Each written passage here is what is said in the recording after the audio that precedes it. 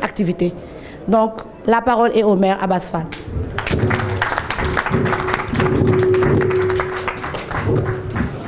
Merci beaucoup Maïté.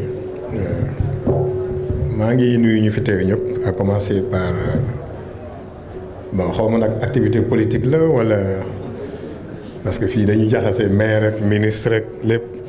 mais pour man je vais commencer par saluer le coordonnateur d'abord de la Médina Ousseynou Ly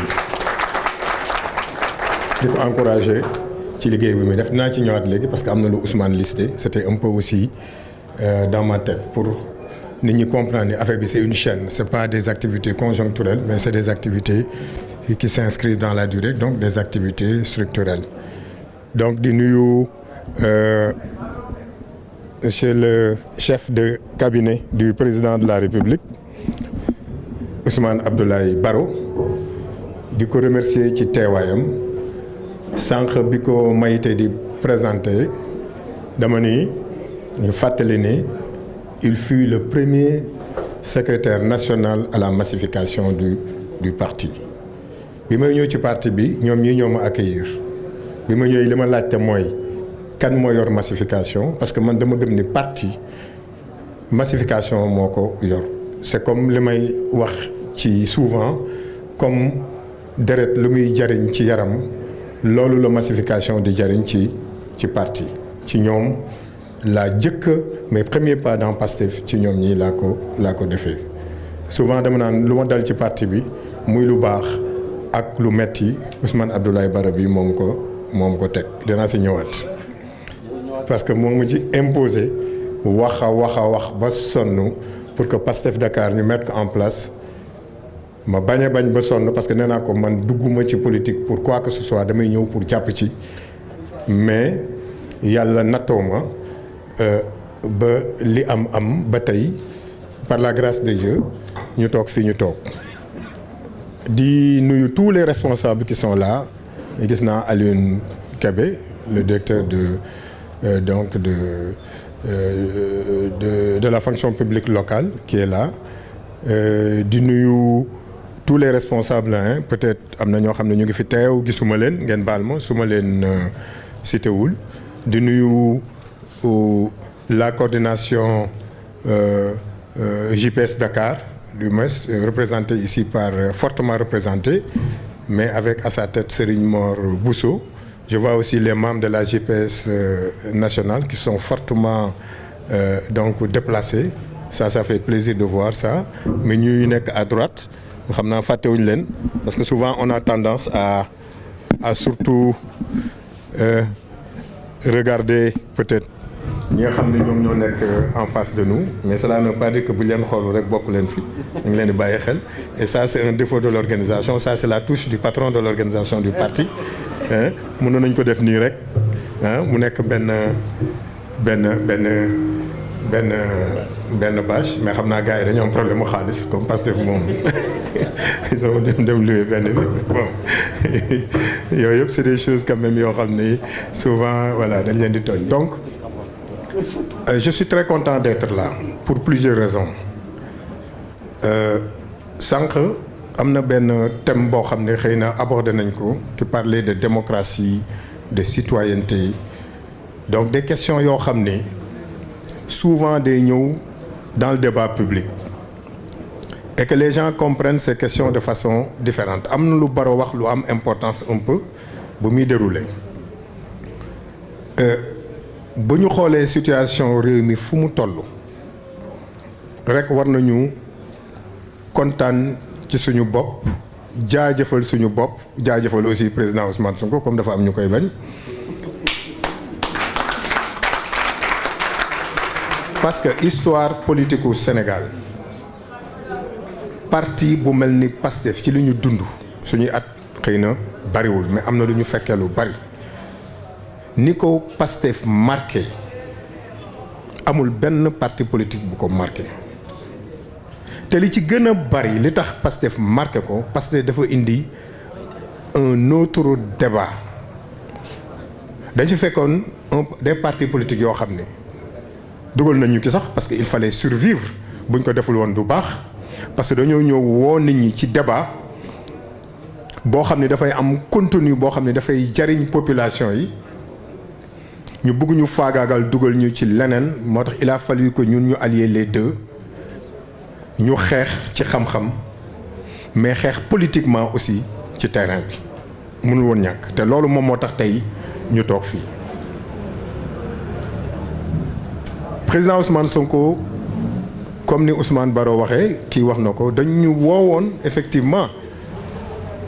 ci waxtaanee jafey-jafey sénégalais yi mais ñu teg ko ci xam-xam te bu ngeen ko xoolee moom wax na ko ñaata livre la bind pour un homme politique ñaata livre la bind nañu xool les hommes politiques qui ont écrit à part ñi nga xam dañoo bind pour seen bopp ñii bind seen passage dans la République ñii dem bind seen passage à l'Assemblée nationale ñii dem bind leneen ak leneen qui les concerne ñoom mais président Ousmane Sonko bu mu ñëwee daf ñu woo ci bind pour li nga xam ni moom la askan bi soxla moo tax ñu def un petit rappel. Il y a des sociologues qui sont là man daf may j'ai comme l'impression que ni le président Ousmane Sonko s'est un peu inspiré de Platon dans la République bu ma juumee Baro yow ak Salimata il y a des sociologues qui sont là ngeen fàttali ma ko. ñoom ñoo mujjee daara ji ñu mujjee daara ji ñooy voilà mujjee daara ji dafa am ay débats yu ñu doon am dans le bureau politique bu njëkk ba le COPIL on était à peu près 15 ou 16 Ousmane Baro mu ngi nii débat yi doon am ci COPIL boobu c'est-à-dire que ci nga doon am fierté bokku Pastef te ñëpp doon intervenir président Sonko day dugg dóor benn affaire gars yi Baro jaar fii jaar fële man ma jaar fële Bassirou Diomaye jaar fële daan nañu toog toute une nuit pendant 3 heures de temps le bureau politique était animé parce que c'était des débats extrêmement profonds et intéressants foofu nga doon xam ni nous sommes dans un parti où les gens ne pensent pas à eux-mêmes mais qu'ils pensent au pays xam nga Platon dans la République dafa ni il faut que les philosophes deviennent rois ou que les rois obligatoirement deviennent philosophes mu ngi boole ñaar réflexion ñëw na ak la gestion de la chose publique munoo yor réew te benn amoo xam-xam mais surtout nag foofu xam-xam bu sell bi moo taxoon Platon di wax moo tax ma ni souvent xëy na président Ousmane Sonko mu wax ñu ko wala mu ñàkk ñu ko wax ak li mu wax ne il a une référence religieuse parce que c'est important moo tax bu ñu basé wu kese rek ci des aspects liés à la démocratie d'accord à la citoyenneté mais xam-xam ak fépp fu mu mën a jóge muy jóge ci religion ci jàngu bi muy jóge ci l'islam muy jóge ci feneen ba ci sax les païens amoon nañu seen xeeti xam-xam yoo xam ni dañ ko doon utiliser mais lan moo tax Platon wax loolu c'est parce que dafa xam ni réew kenn mënu koo yor comme li ma wax sànq te yor loo xam-xam bu set te ci loolu lañ doon wooye la corruption Platon en a parlé te pourtant c'est au cœur de nos préoccupations ñun dañ ne réew mi li ko yàq mooy ay nit ñoo xam ne dañ koy jël di ko jëfandikoo pour ñoom mais jëluñu ko pour bokk ko ak ñi nga xam ni moom mooy satisfaire les préoccupations des Sénégalais moo tax en 2019 suñu programme lan la woon jot na li ñëpp bokk ñëpp jot ci loolu moom moo doon suñu slogan en 2019 donc kon ngeen xam ni liñ naan ndox du bàyyi yoonam ci lañ nekk ba léegi et am na ko wax léegi buñ daan dem ci débat yi non vis-à-vis là dañ doon laajte kan mooy ñëw buñ ne du ñu ne non du ma débattre ak ñooñu am na benn waay bu xaw a saay mais da doon wax naan booyu Pastef yii kuy dem ak ñoom débat bu yóbboo nga préparer mais lan moo tax ñu di ko wax parce que ci xam-xam lañ ko teg musuñoo dem ci débat di wax leneen lu dul xam-xam buñ daan dem ñu ngi nii dañu daan def média training ku ci doon dem débat dañ lay yab comme kuy yab seet buy sëy parce que tellement dañu bëgg li ñuy wax sénégalais yi mu bañ a aju kese suñu bakkan mais mu aju ci xam-xam. donc bu ñu demee tey balaa JPS ñëw nekk dans la même dynamique bi ñu nekkoon que Pastef Médina Ousmane wax na ko léegi Pastef la mu daan def dans l'opposition moom lay continuer di def au pouvoir et pas avec les moyens du pouvoir man xam naa ci dara Ousmane wax na léegi c'est vrai am na participation symbolique bu ma def mais heureusement parce que affaire booy maintenant la ma doon jaay man tamit moo woon ko ne ko booy ëppaloo ma parce que dafa am xam nga dafa ma doon jéem a dóor quoi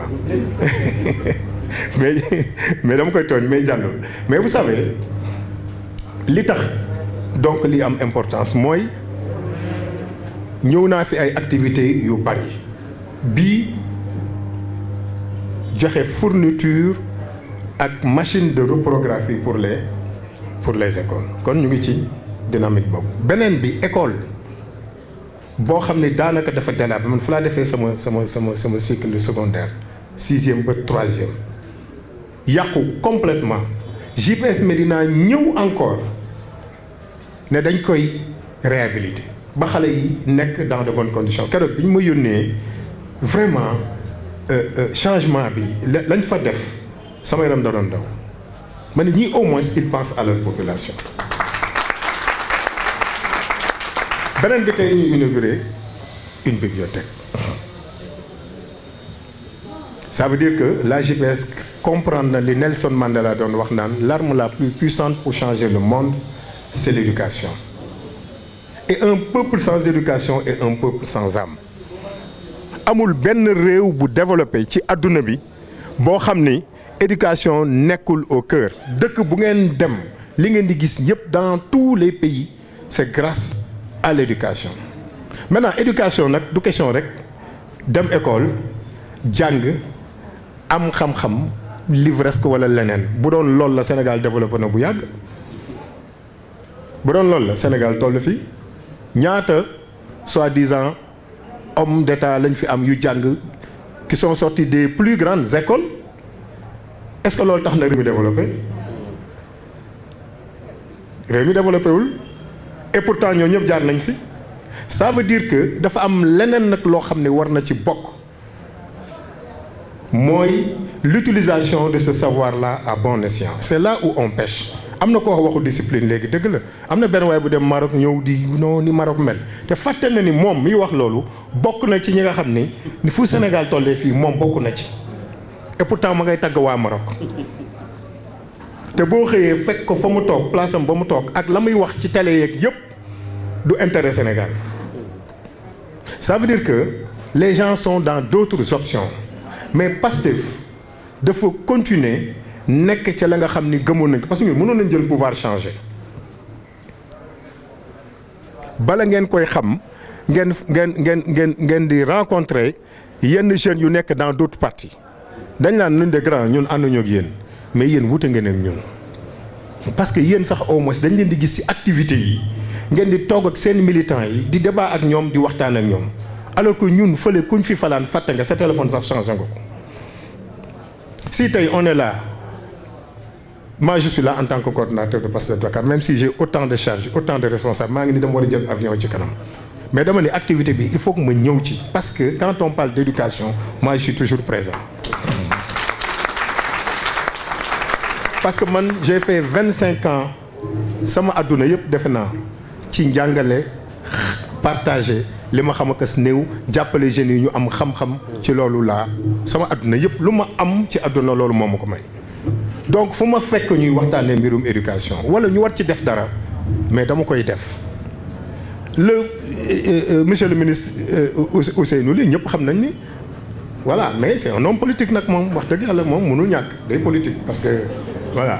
mënu fee bañ a teew mais comme ni Ousmane Baro mi je sais que pour mu bouger les week-ends il a autant d'activités et pourtant il est venu ici en tant que donc chef de cabinet du président de la République. donc loolu dafa am importance ñun ñu continuer dans cette dynamique là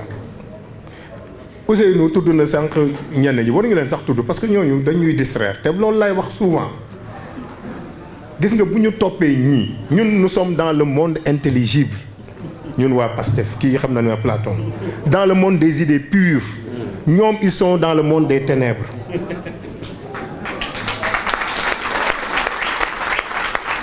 te dafa am lien ak li ñoon wax léegi ñun ñu ngi ci xam-xam luy jëlee Sénégal ci lëndëm bi nga xam ne ñoom ñi fi nekk ñoom ñoo ko fi bàyyi ñoom ñu nekk dans le Sénégal de 1960 et le Sénégal de 1970 ou 75 le Sénégal de 2026 n'est pas le Sénégal de 1960 ou de 1970 réew mi xam-xam ak liggéey moom la nit ñi tal c'est pas parce que nag robinet yi tëj nañ ko la nga daan gis gisoo ko nga ni li fi nekk baaxul li fi nekkoon moo war a ñëwaat nga dem ba comme ni ma wax amuloo argument pour faire face à cette machine du parti bi nga xam ne seen lépp xam-xam la nga évoqué loo xam ne c'est rétrograde kenn waxatu ko ci àdduna bi ngay wax mbirum jël mbirum coup d'état te kooku ko wax Ousseynou d'accord ma ak yow l'âge n'est pas une dispense maanaam dañoo dugal ci carcan yooyu ba nga xam ne dañ yaakaar non mag moom dañ ko war a mais mag dañ ko war a mais mag bu ñuy respecté mooy mag bu jar a respecté. Vous allez comparer Nelson Mandela à excusez-moi bëgguma citer benn homme politique voilà d'Afrique ou du Sénégal du nga leen comparer hein du benn mag buy taal réew matul bàyyi ci réew te nag ce pays là il a changé de gis nga ku duggul ci kër yi wax ak sénégalais wax ak cette jeunesse là rek yaay toog ci sa kër gisatoo kenn nga yaakaar ne dëkk bi na mu meloon la ce pays là a changé léegi kenn mënatul nax kenn et ça commence par nous waa PASTEF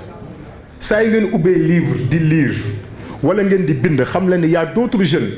forcément qui ne sont pas dans le même parti que vous mais qui vont vous apporter la contradiction de façon intellectuelle da ngeen di bind keneen bind lu bokk la xëy na li ngeen bëgg et c'est ça c'est une partie de la démocratie loolu mën nañu ko accepter mais réew mi xale yi ñoo ko yor moo tax ma ni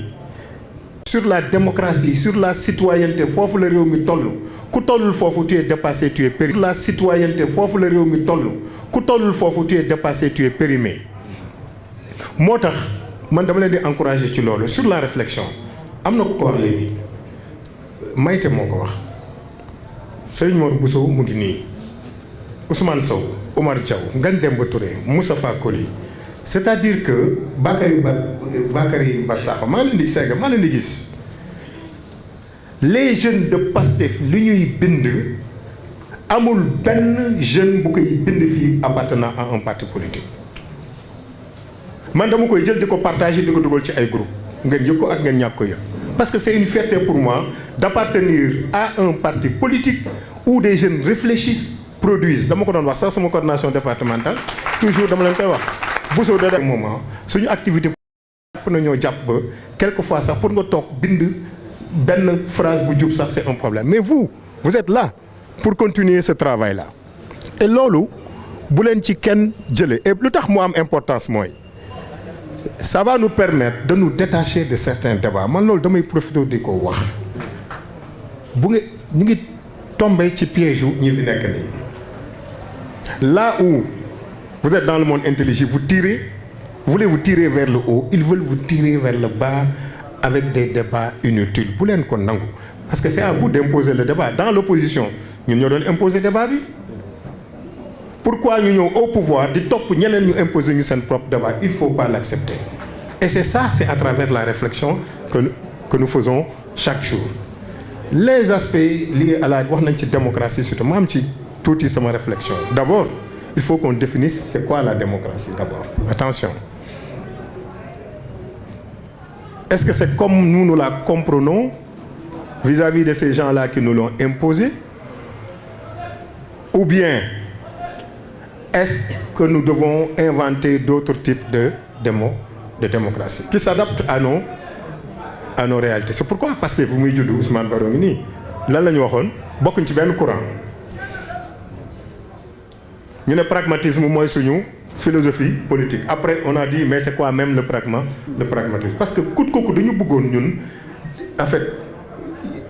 bañ a dugg ci des voies classiques qui ne nous ont absolument rien apporté. moo tax ñu egg fi ñu egg fii. Mais c'est quoi la démocratie? boo demee ci Weber mu ne la y a 3 types de pouvoir ba léegi maa ngi ci yéen sociologue yi le pouvoir rationnel, le pouvoir traditionnel ou le pouvoir charismatique. Est-ce que la démocratie ñun niñ ko gisee boo demee Maroc noonu lañ ko gisee? Est-ce que ñun la démocratie boo demee Chine, et pourtant Chine les gens pensent que c'est vrai, il y a un parti État, les gens pensent que c'est le communisme à outrance alors que cela a évolué. Mais boo demee Chine ñun visite bi ñu fa def bu ngeen laajee Ngagne Demba Touré bi ñu représenté boo demee à la base mais les gens sont même en avance sur nous en matière de démocratie locale. Très en avance. Il y a même les étrangers en Chine au niveau local sont représentés donc au niveau des collectivités. Donc il faut qu'on s'entende sur ça. Bu ñu nee nag démocratie c'est la volonté du peuple, de la majorité. Peut-être là maintenant on pourra voir ñun ban voie la ñuy jël. Est-ce que Sénégal du mix? Fi ñu toll nii on parle de pouvoir charismatique. neexul ba neexul fi ñu toll nii moom la ñu gën a jege à travers notre leader qu'autre chose, n'est-ce pas? boo d'accordul Salimata après nga wax ma. Parce que c'est le charisme d'un leader qui tire ici la légitimité même du pouvoir actuel. Tey ñun ñëpp dañoo bokk benn parti liggéey ci yàlla may ñu am leader bu mel ni le président Ousmane Sonko, le président du parti. ñu war ko taxawu ñu war ko jàppale, pas pour lui. Là il faut que les gens réfléchissent. Booy wax dañ naan non ñii moom ay kii wu Ousmane Sonko lañ. Non c'est pas parce que tey man de dama koy wax bis bu xëyee wax ma lu bokkul ak la taxoon may xeex te xam naa du ko def. am naa yàq ni du ko def parce que bu ko doon def na ko bu yàgg. bis bu xëyoon ba def ko dinaa ruus sax di wax yenn yi peut-être, mais damay rocceeku naa ko bàyyi politique. dama xamul ndax xam ngeen fu may waxee xam naa ni du ko def, mais dama leen di wax rek lan moo tax ñu war ko jàppale encadrer ko, parce que c'est l'espoir de toute une génération. li ñuy wax du caaxaan, c'est l'espoir de toute une génération. C'est-à-dire que xëy na yàlla rek a xam liy xew suba, mais pour ñu am ay leaders yu mel ne ay président Ousmane Sonko fii en Afrique. Lumumba kañ la woon est-ce que boobu ba léegi dégg ngeen en Afrique quelqu'un qui a la carrure de Lumumba à part le président Ousmane Sonko? amoon na fi Thomas Sankara ñu faagaagal ko. moo tax ma ni leen il faut qu'on fasse bloc autour de lui, parce que le danger ce n'est pas seulement ici à l'intérieur du Sénégal, ça vient de partout. Les gens ne veulent pas que un modèle comme le président Ousmane Sonko soit dupliqué un peu partout. bëgguñu ko. moo tax affaire yi ça dépasse même li ngeen xalaat ne moom la fii, ça va au-delà. te loolu nag li ñuy permettre ñun ñu def ko mooy yu mel nii. Il faut que nos jeunes soient bien formés, d'accord, mais il faut que nos jeunes connaissent les références, les grandes figures politiques africaines. Bibliothèque bi loolu daf fi war a am. C'est-à-dire que moo tax pour man li ñu bëgg a imposer au Sénégal ne oui réew mi nii ak ni ñun dañu war a imposer notre doctrine politique. Bibliothèque bi dañ koy ubbi pour xale bu bëgg jàng mathématique mu jàng mathématique. dañ koy ubbi pour xale bu bëgg jàng anglais mu jàng anglais, certes, mais il faut que ñu ubbi ko pour que africains yi, sénégalais yi, africains yi xam ni ils doivent connaître les figures politiques sur qui l'espoir du Sénégal et de l'Afrique porte. Abdoulaye Wade mos na ko wax bu mu demee France et j'ai beaucoup aimé dans une émission Rideau Rouge mu ne journaliste bi il faut que dans vos livres que vos enfants apprennent que ce sont les Africains qui ont libéré la France. Mais il faut que ñun dans nos livres ici au Sénégal parce que il faut ñu génn ci classique bi qu'on enseigne Mamadou Dia, le président Mamadou Dia. Il faut ñu enseigner Mamadou Dia ak toutes ces figures politiques qui ont été là aux côtés de Mamadou Dia, qui a été sacrifié parce que tout simplement on ne voulait pas que le Sénégal se développe et que l'Afrique se développe. Il faut que ñu jàngale les figures africaines, Thomas Sankara, Lumumba, il faut que ñu ne mais Ousmane Sonko dafa war a bokk ci livre yi ñuy jàngale fii Sénégal. du parloo rek moo tax ma di ko wax mais dañ ko dund gis ko à l'instar de toutes les grandes figures donc loolu pourquoi c'est important le colonisateur quand il venait Ousmane lan la indaale comme instrument pour jàllale colonisation l'instrument le plus puissant c'est l'école parce que école moo ko doon permettre moom culture bu mu bëgg véhiculer mu véhicule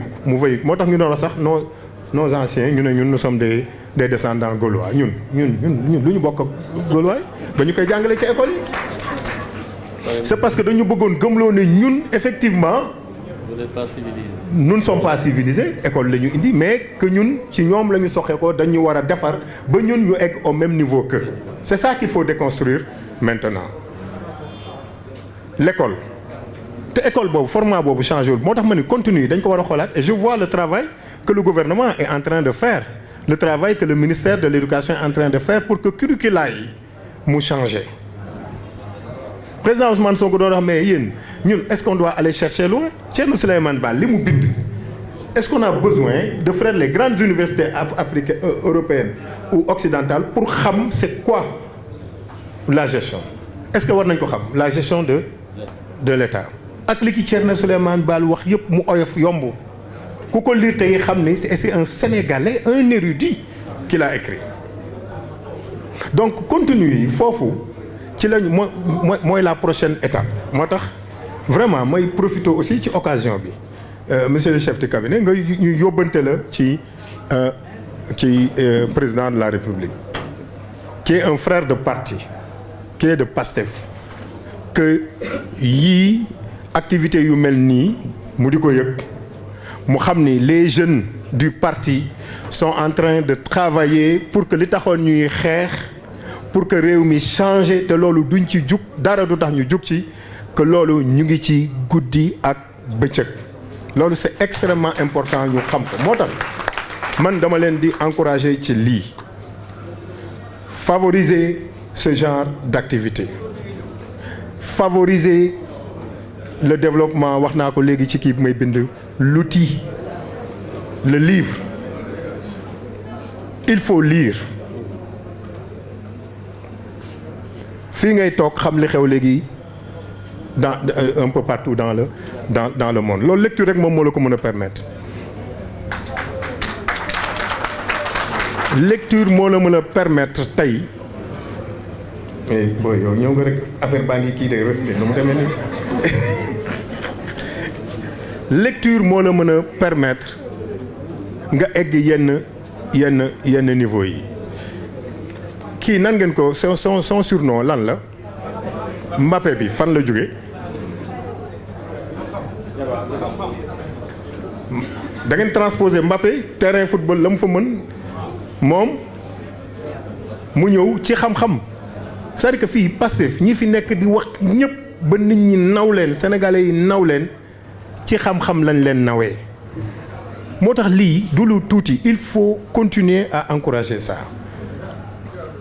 dama lay jox benn anecdote gis nga bi sama frère bi gaañoo ñii ñëw di jaale si maire bi ku ñëw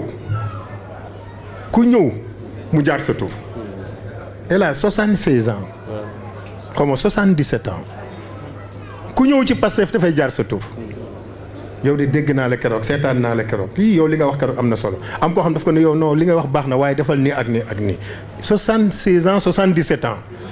est-ce que comprendre ngeen porte bi fi may waxee ça veut dire que les gens nous suivent partout léegi Pastef li président Bassirou Diomaye Faye doon wax que Pastef c'est une magie moo am mais magie boobu du dañu ensorceler nit ñi parce que dañ leen jox dara ñu lekk wala dañ leen takk ndombal laal leen dañ leen ensorceler ci xam-xam ci yee li Birame Souleye doon wax naan Pastef dafa taal xel yi et loolu buñ ko caaxaane bugguma guddal comme Mbappé ñëw na damay bàyyi donc Maïté mu jël kàddu gi mais lii nañ ko continuer débat yu ñàkk fayda yi buñ ci dugg bu yenn paa yi toogee di wax fële rek bàyyi leen ak yenn xale yi rek mais ñun lañ war a def nañ ko continuer di def yàlla taxaw donc di leen woo ci activité bi ñu am nag le 8 incha allah le 8 février.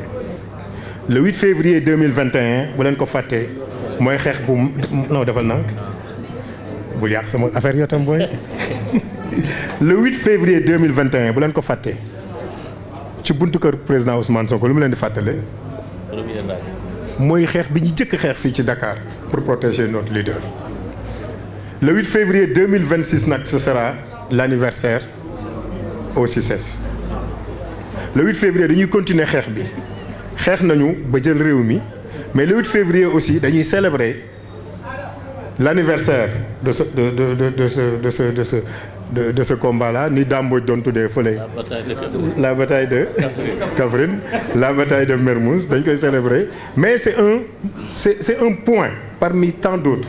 pour continuer cette révolution que nous avons démarrée ñu ngi koy soog a commencer bu leen fàtte loolu àggaguñu xaajaguñu sax eggaguñu sax ci kaar bi defe naa te loolu dañ ko war a fàttali militants yi ñu xam ko ñu xool nag comment faire pour appliquer déjà les directives du président du parti pour que ñu continuer di animer parti bi militants yi xam ne xeex bi dafay continuer autrement et que ce pays va changer inchallah par la grâce de Dieu et par la grâce de nos leaders. Salaamaaleykum wa rahmatullah.